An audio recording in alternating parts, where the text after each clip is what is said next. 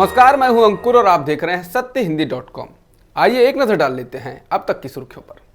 चीन ने बुधवार को लद्दाख में वास्तविक नियंत्रण रेखा यानी एलएसी पर दोनों देशों के सैनिकों के विस्थापन के बारे में विवरण देने से इनकार कर दिया, लेकिन कहा कि दोनों पक्ष राजनयिकों और सैन्य अधिकारियों के बीच बातचीत के बाद स्थिति को सामान्य करने की कोशिश कर रहे हैं। चीनी विदेश मंत्रालय के प्रवक्ता ने यह बयान भारतीय मीडिया द्वारा ये कहने के बाद दिया है, जिसमें कहा जा रहा है कि दोनों देशों की सेनाएं पीछे हटी हैं। कांग्रेस के पूर्व अध्यक्ष राहुल गांधी ने चीनी घुसपैठ को लेकर मोदी सरकार पर निशाना साधा है। उन्होंने ट्वीट कर कहा कि चीनी घुस आए और लद्दाख में हमारी जमीन कब्जा ली। इस बीच पीएम मोदी बिल्कुल चुप हैं और सीन से गायब हो गए हैं।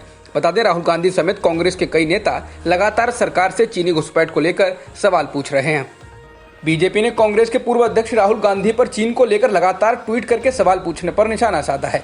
केंद्रीय मंत्री रविशंकर प्रसाद ने कहा, ये वही व्यक्ति हैं जो बालाकोट एयर स्ट्राइक का भी सबूत मांग रहे थे। उन्होंने कहा कि चीन से मुद्दे पर ट्विटर पर सवाल नहीं पूछे जाने चाहिए। इसके अलावा लद्दाख से बीजेपी सांसद जमयांग सेरिंग नामग्याल ने राहुल गांधी को जवाब दिया। उन्होंने एक नक्शा ट्वीट कर लिखा कि हाँ, चीन ने भारत की भूमि पर कब्जा किया है, लेकिन कांग्रेस के कार्यकाल में।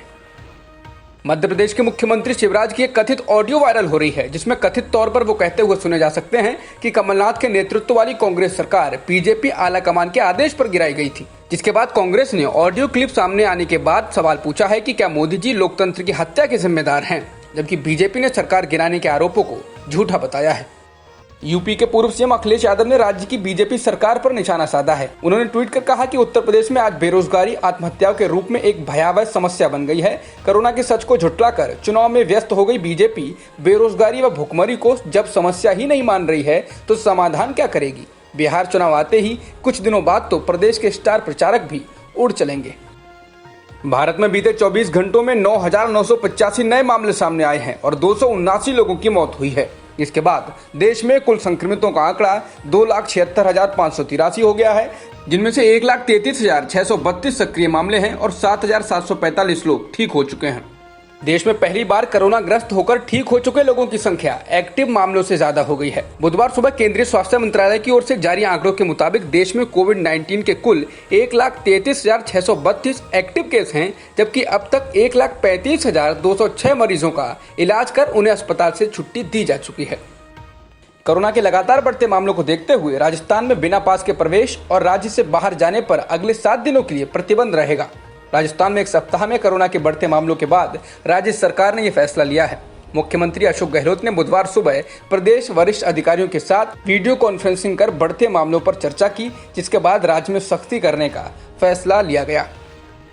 दिल्ली के मुख्यमंत्री अरविंद केजरीवाल ने कहा है कि 31 जुलाई तक दिल्ली में कोरोना के 5 लाख से ज्यादा केस आने संभव हैं। ऐसे में हमें ज्यादा सतर्क रहने की जरूरत है। इसके साथ ही उन्होंने कहा कि अस्पतालों को लेकर दिए गए एलजी और केंद्र के आदेश को लागू किया जाएगा। हमें एक दूसरे से नहीं, मिलकर कोरोना से लड़ना है। ये समय असहमति जताने का नहीं है। हम पूरी कोशिश करेंगे कि दिल्ली में बेड की कमी ना हो।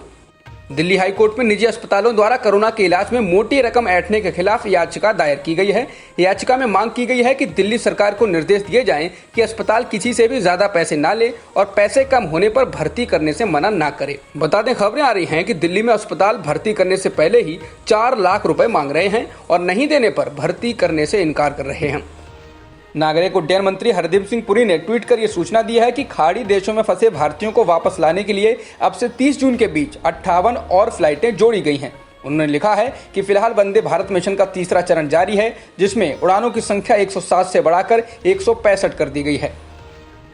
आम्रपाली मामले की सुनवाई के दौरान सुप्रीम कोर्ट ने होम बायर्स को बड़ी राहत दी है। सुप्रीम कोर्ट ने बैंकों को निर्देश दिया है कि वे बायर्स को होम लोन के बैलेंस को रिलीज करें, ताकि आम्रपाली के रुके हुए प्रोजेक्ट का काम हो सके।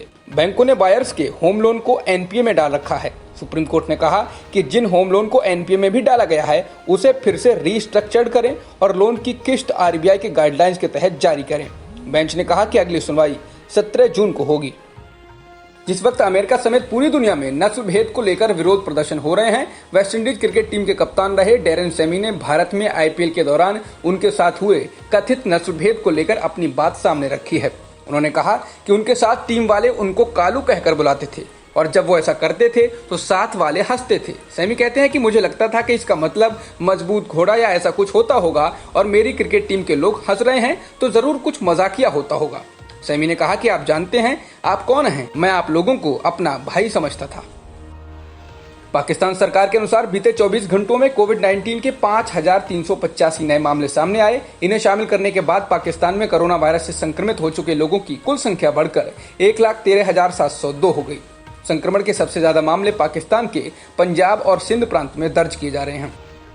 जॉन्स हॉपकिंस यूनिवर्सिटी के मुताबिक दुनिया में कोरोना से संक्रमित लोगों की संख्या 72,57,519 हो गई है, जबकि मरने वालों का आंकड़ा 4,11,681 है। वहीं वर्ल्डोमीटर्स वेबसाइट के अनुसार 36 लाख से ज्यादा लोग ठीक भी हो चुके हैं। जॉन्स हॉपकिंस यूनिवर्सिटी के मुताबिक अमेरिका में संक्रमितों की संख्या 19,79,411 हो गई है, जबकि मरने वालों का आंकड़ा 1,11,989 हो गया है। ब्राजील में कोरोना संक्रमण के मामले तेजी से बढ़ रहे हैं। जॉन्स हॉपकिंस विश्वविद्यालय के मुताबिक ब्राजील में कुल संक्रमितों की संख्या 7,39,503 हो गई है और मरने वालों का आंकड़ा 38,406 हो गया है। इसके अलावा रूस में संक्रमितों की संख्या 4,44,630 हो गई है और मरने वालों की संख्या 6,134 है। अब तक की खबरों में इतना ही। बाकी खबरों के लिए बने रहिए सत्यहिंदी.com के साथ।